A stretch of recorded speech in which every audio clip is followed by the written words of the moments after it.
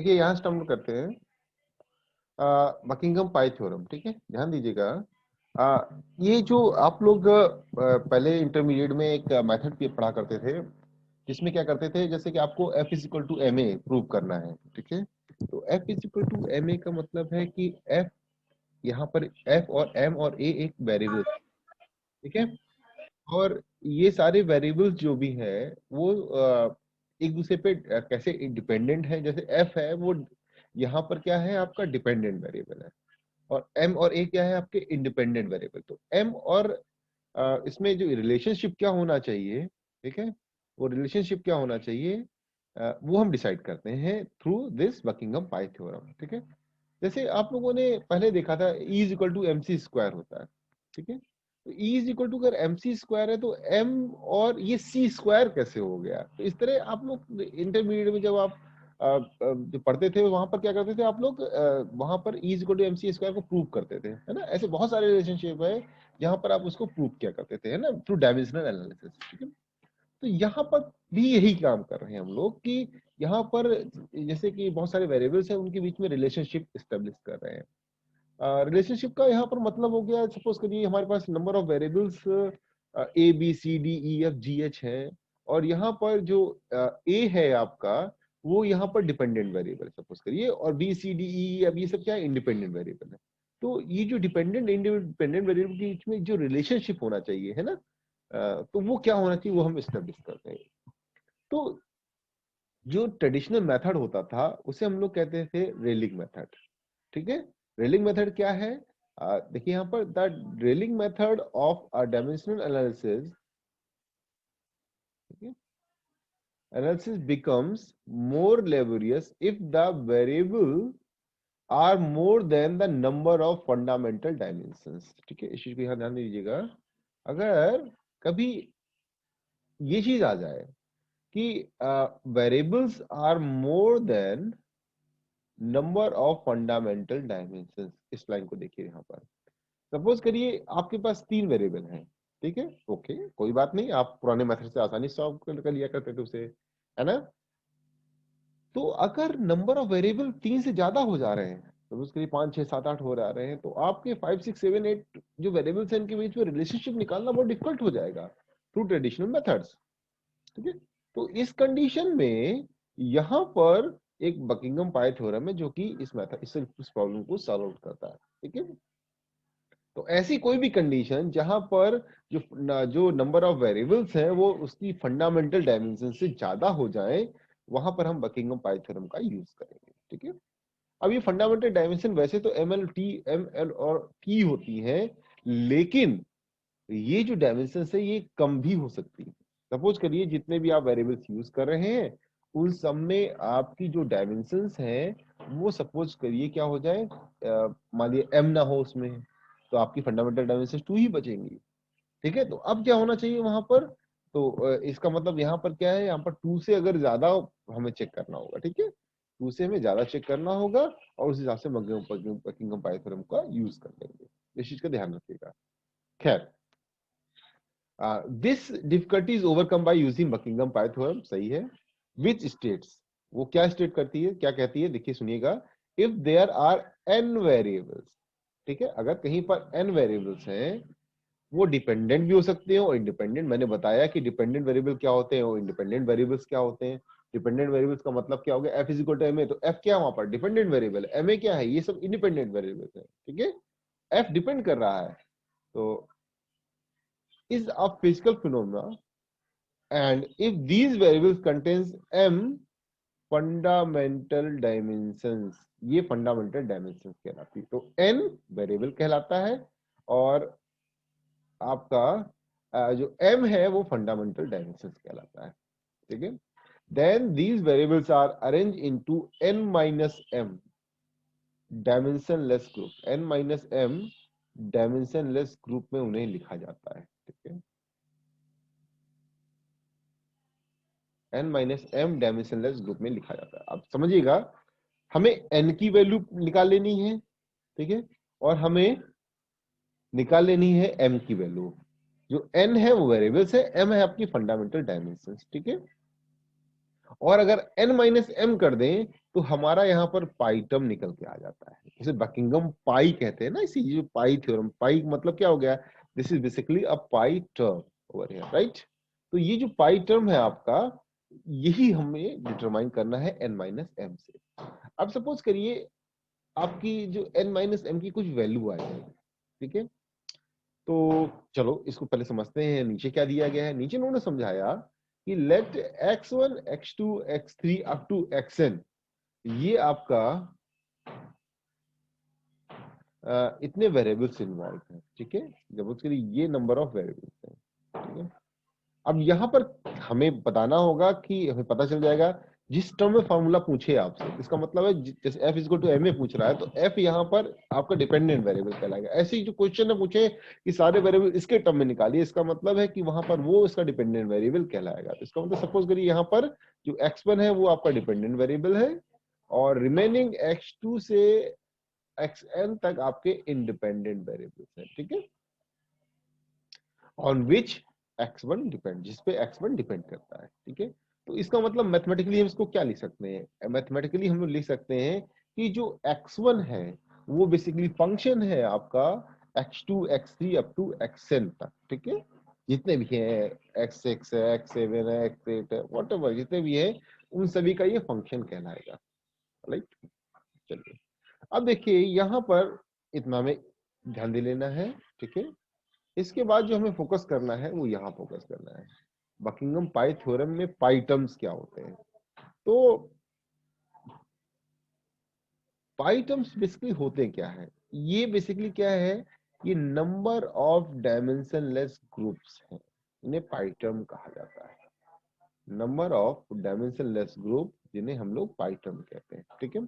Dimensionless मतलब कभी पाई की कोई डायमेंशंस नहीं होगी, जो हम क्वेश्चन सॉल्व करेंगे उसमें पाई जब निकालेंगे तो कभी उसकी कोई डायमेंशंस नहीं होगी, ठीक है। In which number of pi term is equal to n minus M, है ना। अब पाई टर्म होंगे कितने, वो n माइनस एम के बराबर होंगे, ठीक है, राइट। तो n माइनस एम के वो बराबर होंगे।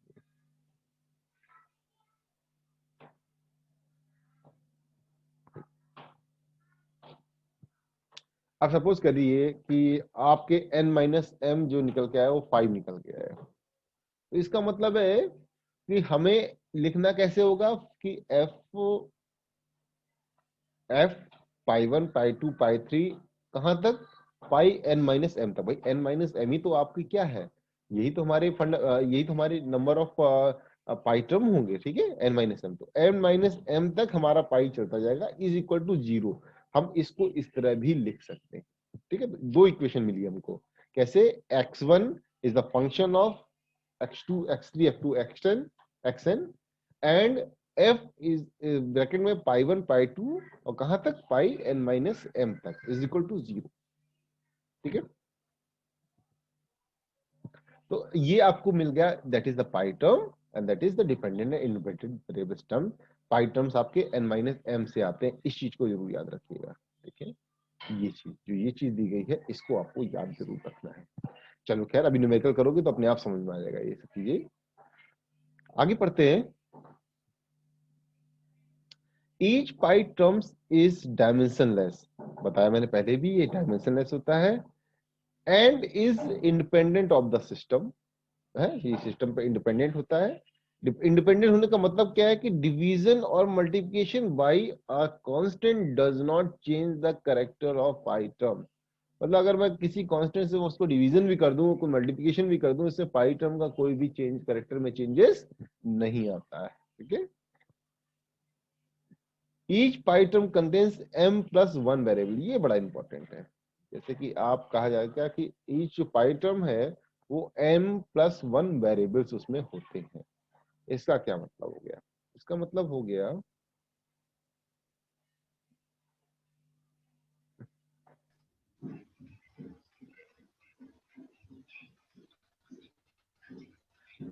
सर बताइए, हेलो। सर स्क्रीनशॉट लेना है क्या? सर स्क्रीनशॉट लेना है क्या? सर शेयर कर देंगे। नहीं नहीं, आपको नहीं लेना, वो जो भी लूंगा मैं ले लूंगा, ठीक है। अब आप लोगों को नहीं लेना अटेंडेंस का, ठीक है? Okay sir.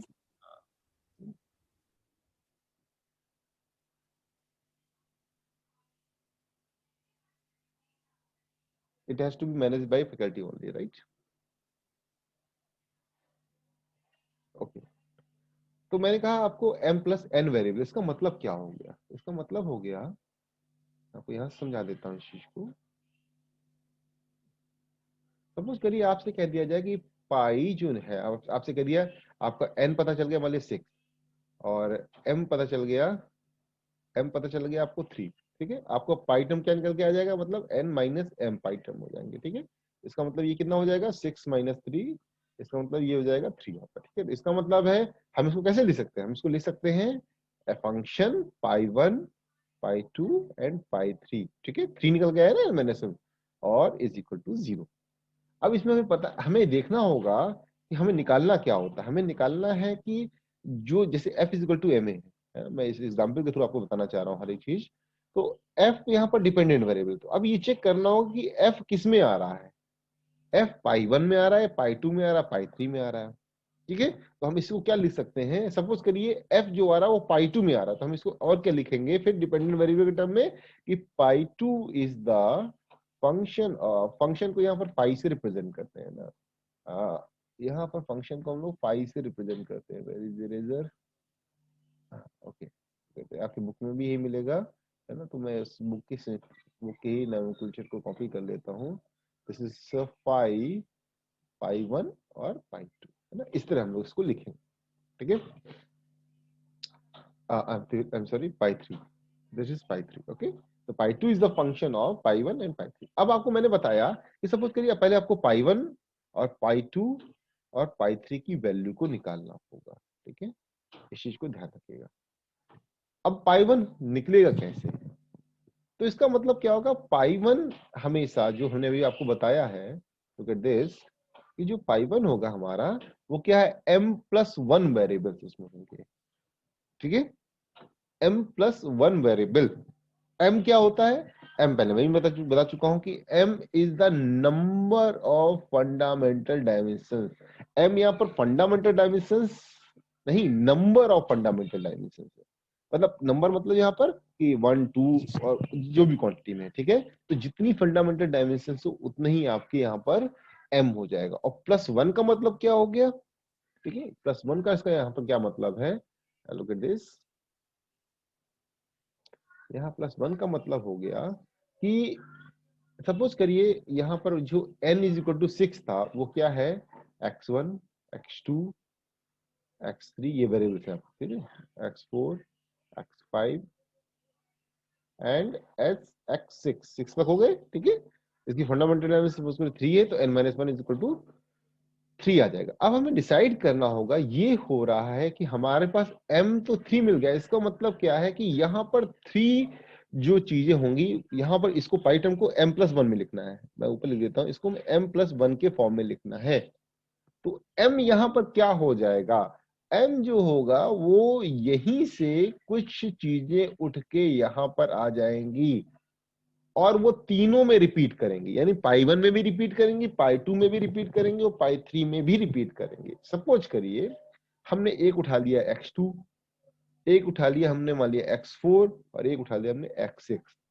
तो इसका मतलब है यहाँ पर नीचे ये चेंज नहीं हो जाएंगी, ये हमेशा यहाँ पर x2, x4 और x6 ही रहेंगी। x2, x4 और x6, देखिए ये सब बड़ा इंपॉर्टेंट है, ये बड़ा आसान है। एक बार स्टेप प्रोसेस आप समझ गए पूरा ना, तो आपको सिर्फ और सिर्फ उस प्रोसेस को अप्लाई करना है अपने न्यूमेरिकल्स में, नथिंग एल्स, ठीक है? आपको सिंपल उन स्टेप्स को यूज कर लेना है अपने न्यूमेरिकल्स में, ठीक है? तो बड़ा आसान होता है। इनको हम लोग कहते हैं रिपीटेड वेरिएबल, रिपीटिंग वेरिएबल कहते हैं। इसे क्या कहते हैं हम लोग, क्योंकि रिपीट हो रहे हैं ना हर किसी में, this is called repeating variable, repeating variable, in repeating variables कहते हैं, रिपीट हो रहे हैं उसमें। तो भाई इसकी डायमेंशंस भी ऊपर, मान लिया a1 b1 c1, a2 b2 c2 and a3 b3 c3, और कुछ भी आप ऊपर इसकी कुछ इसकी पावर्स भी होंगी कुछ, हमने उस फॉर्म में इसको लिख दिया, ठीक है? अब जब हम कहते हैं 1 की +1 की बात, तो 1 क्या है यहाँ पर, जितने भी चीजें यहाँ पर बची हैं उनको यहाँ पर लिख देना है। जैसे क्या क्या बचा है आपका, दिस इज x1, किसी भी ऑर्डर में, नॉट नेसेसरी कि कोई सेमी ऑर्डर हो, x3 एंड क्या बचा x5, ठीक है ना। इसको यहाँ पर लिख देना है, ठीक है। अब देखिए हमको ये डिसाइड हो गया कि ये 3 होंगे। कैसे डिसाइड हुआ, ये डिसाइड 3 होगा, ये ऐसे डिसाइड हुआ कि हमारे पास जो m था वो 3 ही था। अगर m यहाँ पर चेंज हो रहा होता तो यहाँ पर रिपीटिंग वेरिएबल है, ये चेंज हो गए होते, ठीक है। बट ज्यादातर केसेस में, मतलब ये ज्यादातर केसेस में क्या रहता है, 3 ही सिलेक्ट किया जाता है, 3 ही रहता है, क्योंकि m और l और t हर उसमें लगभग, आप थोड़ा सा क्वेश्चन आगे बढ़ाइए, हमको m l और t जरूर मिल जाएंगे हर डायमेंशन में। हर चीज में मास इन्वॉल्व है, ठीक है, टाइम इन्वॉल्व है, लेंथ इन्वॉल्व है, तो क्यों MLT ना है, ठीक है। तो हेलो, हेलो, आवाज आ रही है आप लोगों के पास? हेलो, ओजस, जरा मेरा फोन ले आओ बेटा यहाँ पर। Yes sir. चलो ठीक है, फोन ले आओ बेटा इधर, कनेक्शन वीक हो रहा है। चलो ठीक है, ओके। अब फोन यहाँ पर रख दो, वहाँ अंदर नेटवर्क वीक हो रहा है। लाइव मुझे फोन दे दीजिए।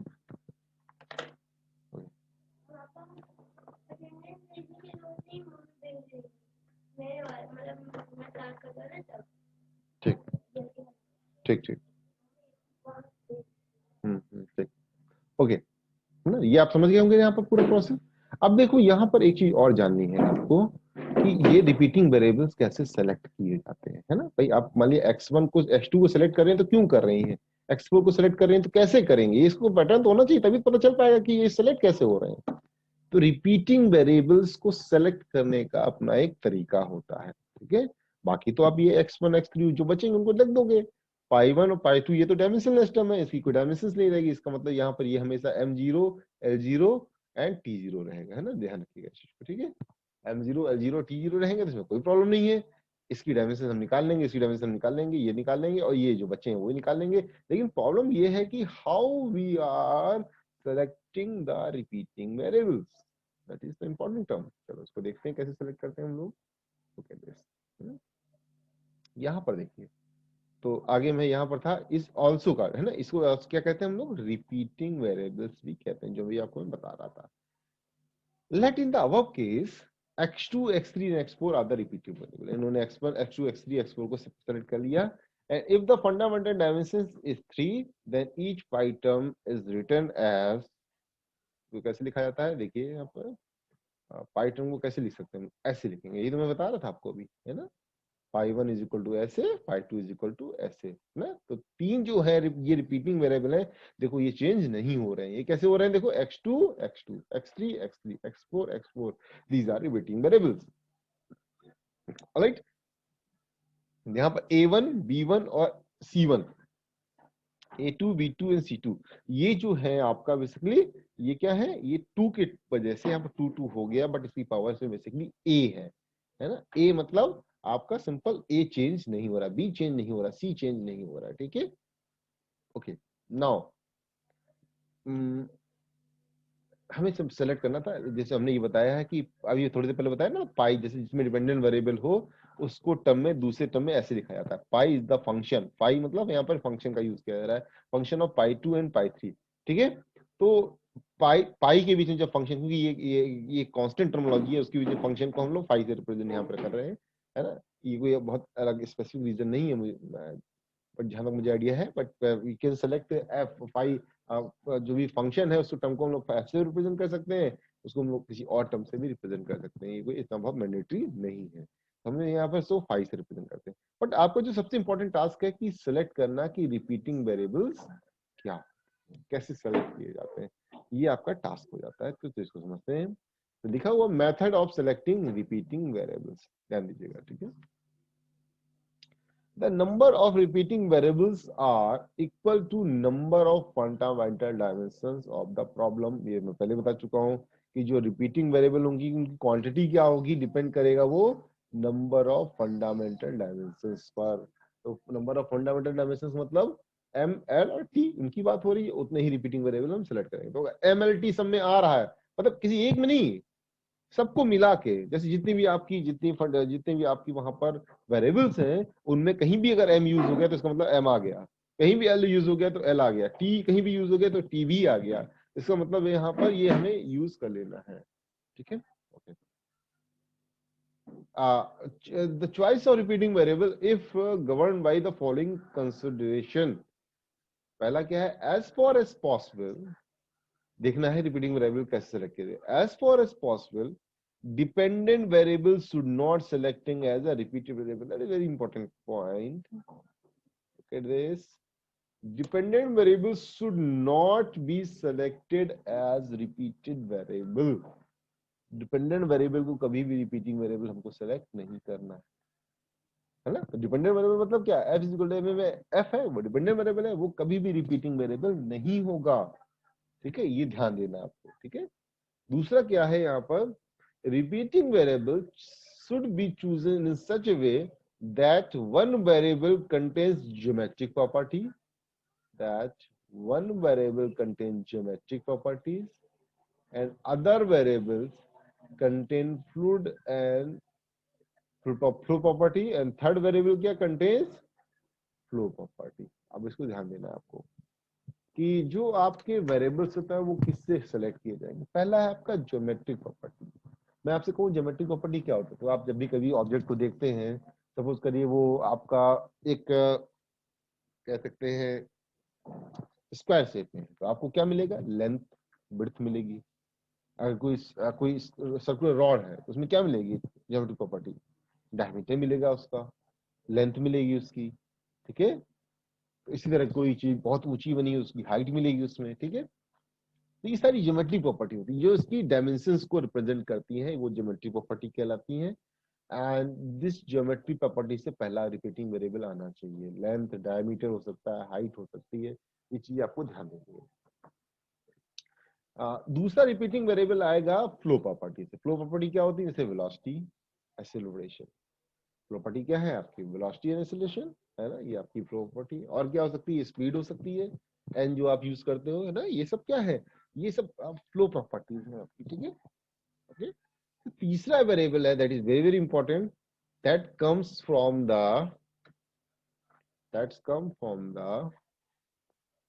Fluid property, fluid property. और ये क्या होता है, mu rho and W, mu rho and W, ये फ्लूइड प्रॉपर्टीज के अंदर। भाई हमको फ्लूइड प्रॉपर्टीज कहीं बताना हो तो क्या बताते हो, उसके बारे में डेंसिटी बताते हो। भाई आपसे कहा जाए ये फ्लूइड कैसा है, आप कहते हो कि हाई डेंसिटी का, लो डेंसिटी का, इसकी विस्कोसिटी ज्यादा है या कम है, ठीक है, इसका स्पेसिफिक वेट ज्यादा है या कम है ना। W is what, that is specific weight, ठीक है, ज्यादा या कम है। तो आप यहाँ पर जो फ्लूइड प्रॉपर्टी बताते हो, जैसे आपने फ्लूइड प्रॉपर्टी पहले पढ़ी थी ना आपने, तो फ्लूइड प्रॉपर्टी में क्या पढ़ा था भाई आपने, विस्कोसिटी पढ़ा था, डेंसिटी पढ़ा था, ये सारी फ्लूइड प्रॉपर्टी थी, ठीक है। तो ये चीजें आपको याद रखनी है यहाँ पर, ठीक है। अब देखिए, तो एक वेरिएबल यहाँ से मिल गया, एक वेरिएबल यहाँ से मिल गया, एक वेरिएबल यहाँ मिल गया, लेकिन ज्यादातर क्वेश्चनों में क्या होगा कि म्यू और रो दोनों ही आएंगे, म्यू और रो दोनों ही आएंगे, इस चीज का ध्यान देना है। तो म्यू और रो दोनों आने का मतलब क्या हो गया,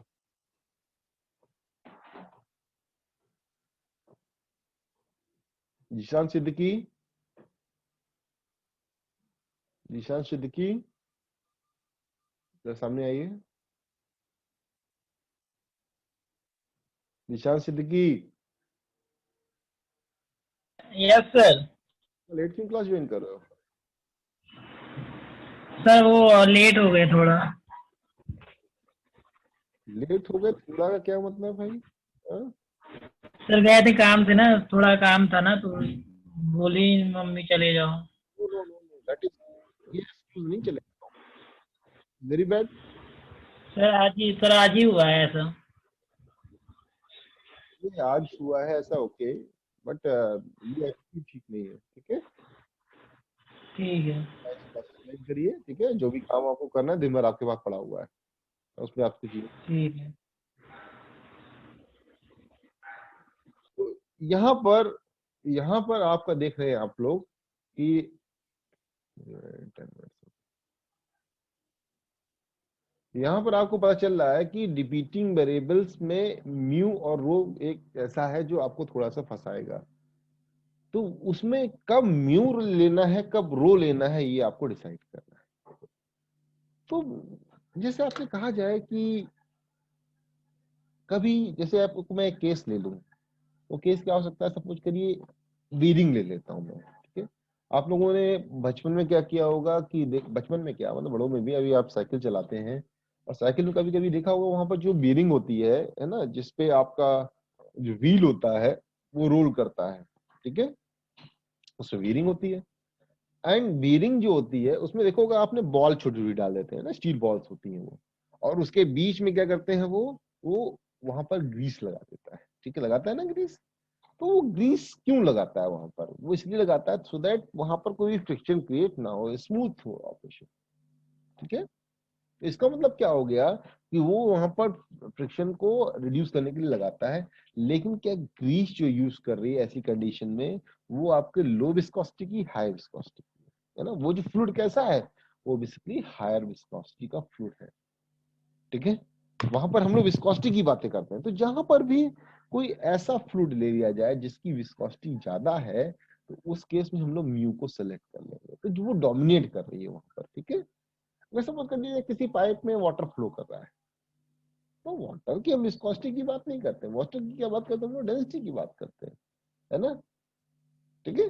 तो वाटर की वैसे विस्कोसिटी तो हम लोग जानते हैं, लेकिन ऐसे फ्लूइड जिनमें विस्कोसिटी कम है तो आपको डेंसिटी ले लेनी है, और जिसमें विस्कोसिटी ज्यादा है उसमें म्यू लेना है, यानी विस्कोसिटी वहां डोमिनेट विस्कोसिटी कर रही है, ठीक है, तो वो आपको म्यू ले लेना है।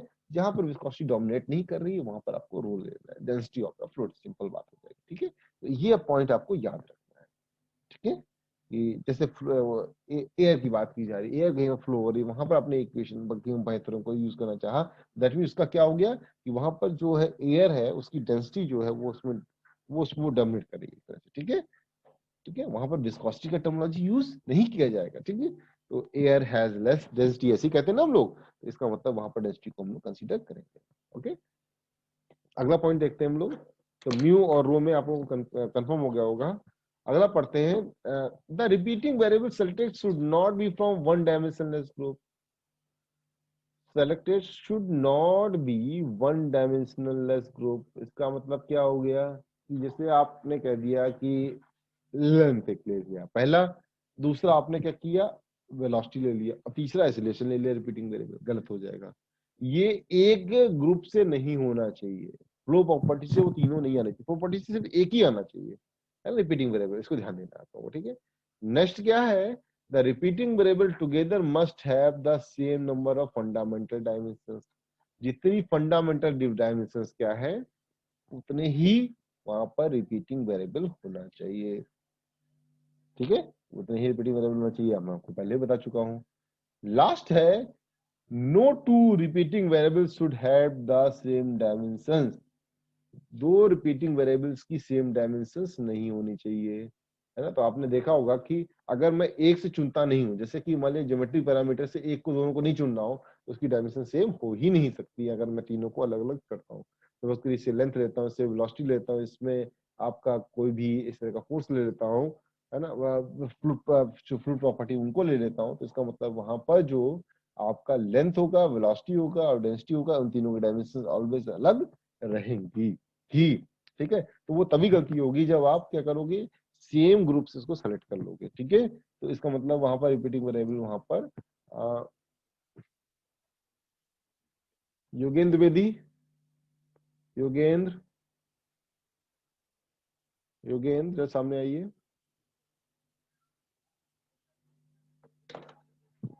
Yogendra Dwivedi,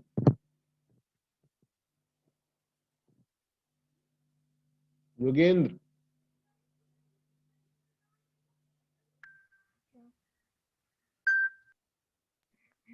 yes sir. हाँ, ये तुम इतनी लेट क्लास क्यों ज्वाइन कर रहे हो? सर अभी डिस्कनेक्ट हुआ था, लेट नहीं ज्वाइन किया है। अच्छा, थे क्लास, चलो यस सर, अभी था मैं क्लास में। कोई बात नहीं, टाइम नहीं ज्वाइन करना आप लोग बस, ठीक है, इतना याद रखना आप लोग, ठीक है। कनेक्ट हो डिस्कनेक्ट हो जा रहा है, दैट इज अनदर प्रॉब्लम, होगा, वो हो जाता है। The most no two repeating variable should have same, तो मैंने बता दिया। तो आपको रिपीटिंग वेरिएबल कैसे चूज करने हैं, जैसे ये लिखा हुआ है डी डी वी रो, है ना, इसलिए सिलेक्ट करना है। तो एक डी, एक पहले से रहेगा, एक दूसरे से रहेगा, एक तीसरे से रहेगा। इस तरह हमारे वो चीजें निकल के आ जाएंगी। राइट, तो इससे रिलेटेड कोई क्वेश्चन हो तो बताओ, क्योंकि ये प्रॉब्लम आपको निकालनी होगी, सॉल्व करनी होगी। तो मैं आपको एक प्रॉब्लम देता हूँ, है ना, आप इसको जरा अटेम्प्ट करिए आप लोग, ठीक है। इसमें अगर किसी को कोई डाउट हो, कोई क्वेरी हो तो मुझे बता दे, मैं इसको पहले क्लियर कर दूं, फिर मैं क्वेश्चन पे जाऊं। किसी को कोई भी डाउट, कोई डाउट तो बताइए आप लोग भाई। भाई ये प्रोसीजर था, जब तक न्यूमेरिकल नहीं करोगे तब तक आपको नहीं आएगा, वो मैं एग्री करता हूँ आपसे। वो एक बार फिर आपको बिल्कुल कंफर्म हो जाएगा। But if there is any doubt regarding the selecting और repeating variable, what is m, what is n, है ना, how we getting pi terms, तो you can ask any time. Otherwise we will, I'm giving you a numerical, you just try a numerical, right? Anything else, any doubt? No sir. चलिए मैं आगे बढ़ता हूँ, एक question करते हैं हम लोग, ठीक है। दैट इज वेरी इंपॉर्टेंट कि आप एक क्वेश्चन इसका देख लीजिए, क्योंकि इसका क्वेश्चन ही आता है ना, इसका आपका क्वेश्चन जरूर आता है। अगर आपका ऑफलाइन एग्जाम होता है और तो आपको समझ लीजिए इससे न्यूमेरिकल बनना है, आपका बनता ही बनता है, मतलब 80% जरूर है वो बनता है। बाकी तो ठीक है, आता नहीं आता है अलग बात है।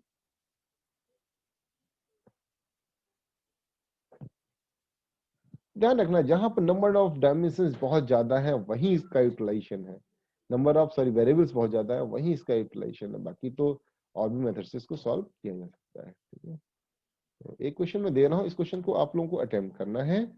आप लोग क्या करोगे कि जरा सॉल्व करके मुझे व्हाट्सएप ग्रुप पे डालोगे, ठीक है। व्हाट्सएप ग्रुप पे आप डालोगे, मैं देखना चाहता हूँ कि आप लोगों को ये